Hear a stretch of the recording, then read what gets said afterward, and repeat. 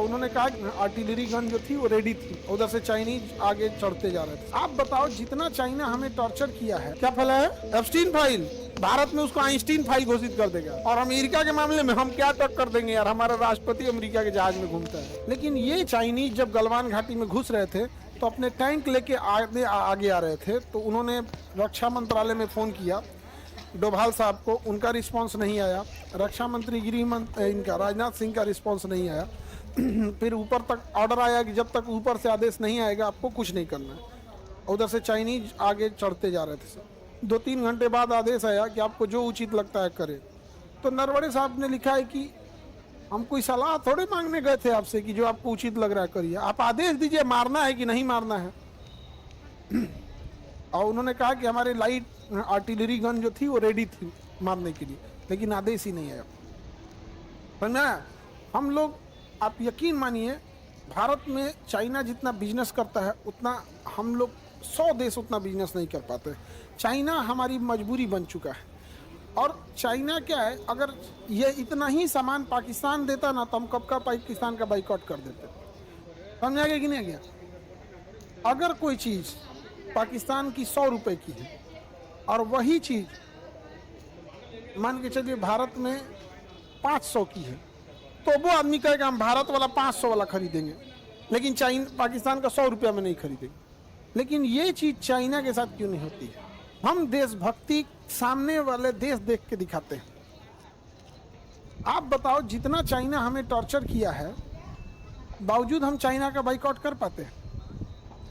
कुछ नहीं कर पाते। और हम बार बार ये कहते हैं कि हमारे यहाँ के जितने अमीर हैं ये अमीर नहीं है, ये रिसर्च करके अमीर नहीं बने, ये ठेकेदार हैं सब, ये रिसर्च करके अमीर नहीं बने हैं। अब जैसे रिलायंस है, अब इंडिया में कोई प्लास्टिक नहीं बना सकता है उसके सिवा।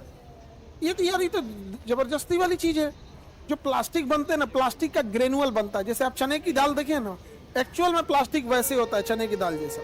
अब आपके पास एक मशीन होती है जिसे मोल्डिंग मशीन करते हैं, उसमें उसे डाल दीजिए, वो उसे पिघला देगा। और आपके पास एक सांचा होगा, उस सांचा में उसको क्या कर देगा, ढाल देगा। अब आप जो पानी बोतल पी रहे हैं, बिस्लरी का पिए, किनले का पीजिए, किसी चीज़ का पानी, उसका प्लास्टिक रिलायंस का बना है, उसका ढक्कन रिलायंस का बना है। आप शैम्पू यूज कर रहे हैं किसी चीज़ का, उसका ढक्कन रिलायंस का बना हुआ है। आप टीवी यूज कर रहे हैं, उसका कवर उसका बना हुआ है। ये चेयर यूज कर रहे हैं, इसका प्लास्टिक रिलायंस का बना हुआ है। आप जितना प्लास्टिक देख रहे हैं, एसी का कवर देख रहे हैं, कोई भी चीज़ देखिए, वो स्विच बोर्ड देख रहे हैं, उसका सारा ग्रेनुअल किससे है, रिलायंस। तब ना उतना अमीर हो गया है। आप एक काम करो, किसी भिखारी को यही चीज़ दे दो कि कल से यही बनाएगा, वो भी अमीर। तो हमारे यहाँ के जितने अमीर हैं ना, ये एक्चुअल ठेकेदार हैं, ये रिसर्चर नहीं है, रिसर्च नहीं करते हैं, रिसर्च नहीं करते हैं और समाज सेवा भी नहीं करते। टाटा को छोड़ दीजिए, विप्रो और टाटा को छोड़ दीजिए, समझेगा कि नहीं? विप्रो वाला 22 करोड़ रुपये प्रतिदिन दान देता है। अजीम प्रेम जी 22 करोड़ प्रतिदिन दान देता है विप्रो वाला। एक और कंपनी है HCL भी बहुत दान देती है, HCL भी दान देती है। लेकिन इन लोग को कभी लाइमलाइट में अब चर्चा में नहीं देखेंगे। तो हमारे यहाँ जबरदस्ती के अमीर हो जाते हैं। चाइना में ऐसा नहीं है। देखो चाइना क्यों आगे गया, उसका कहना था कि हम धन का नहीं रखेंगे, हम डिसेंट्रलाइज करेंगे, हर तरह की मोनोपोली नहीं होने देंगे। इसलिए चाइना में देखना, कोई ऐसी कंपनी जो बाल्टी बनाने में एक्सपर्ट है, कोई मेमोरी कार्ड बनाने में एक्सपर्ट है, कोई खिलौने बनाने में, कोई मेडिकल का सामान बनाने में, कोई सिरिंज बनाने में, कोई ग्लव्स बनाने में, ये जो सर्जिकल ग्लव्स होता है यहाँ पे, अलग अलग बनाने में एक्सपर्ट।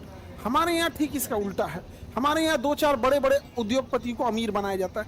देखो तुम्हें बताते ना, आज नहीं तो कल तुम देखना, ये जितने अमीर घूम रहे हैं 3-4 ठो इंडिया में सबसे अमीर ये बहुत अमीर हो जाएंगे, उसके एक दिन देश छोड़ के लंदन शिफ्ट हो जाएंगे।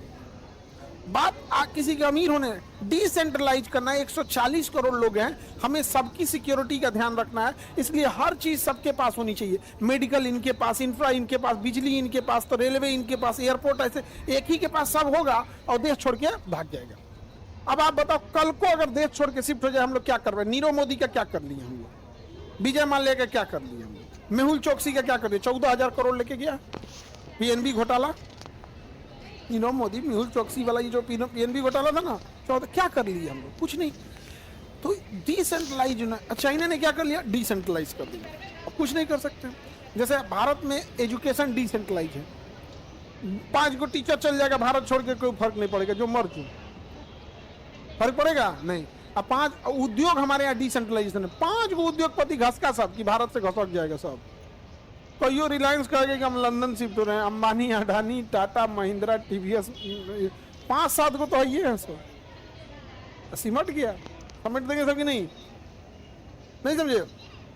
तो ये तो हमारा चाइना के साथ ये गड़बड़ी है, वो बहुत अमीर हो गया है, और अमीर वो कैसे हुआ है, एकदम धरातल पे बैठा हुआ है, सॉलिड एकदम पकड़ के रखा हुआ है यहाँ पे। उसका एक उद्योगपति देश छोड़ के जा रहा था, तो जहाज में बैठ गया और जहाज उड़ गई और चाइना की सीमा पार हो गई, और खुशी से मैसेज किया अपने कंपनी वालों को कि अब मैं आज़ादी से रहूँगा, ये है, उन्हें चाइना से बहुत लूटा। उस दूसरा पायलट को फ़ोन किया, पायलट घुमा के जहाजिया लेके चला गया।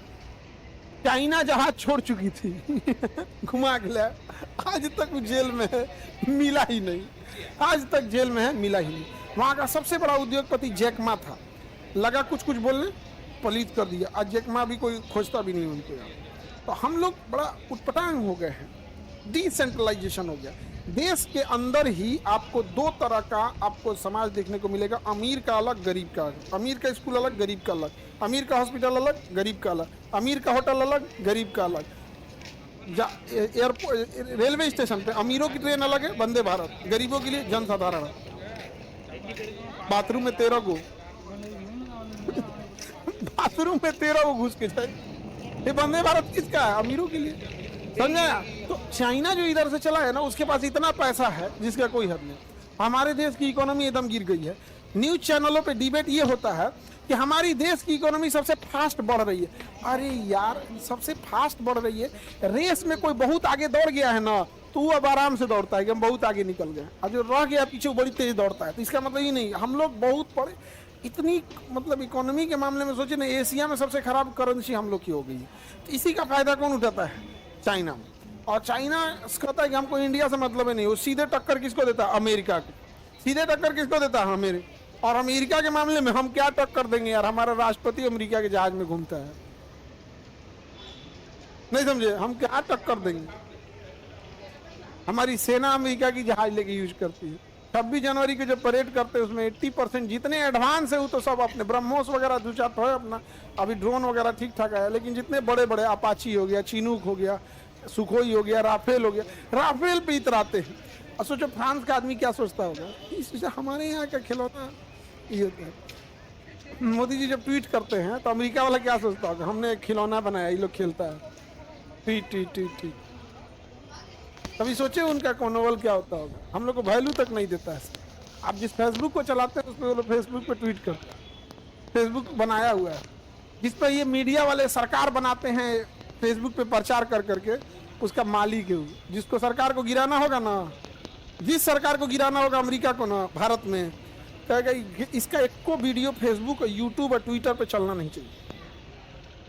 हाँ क्या फैला है।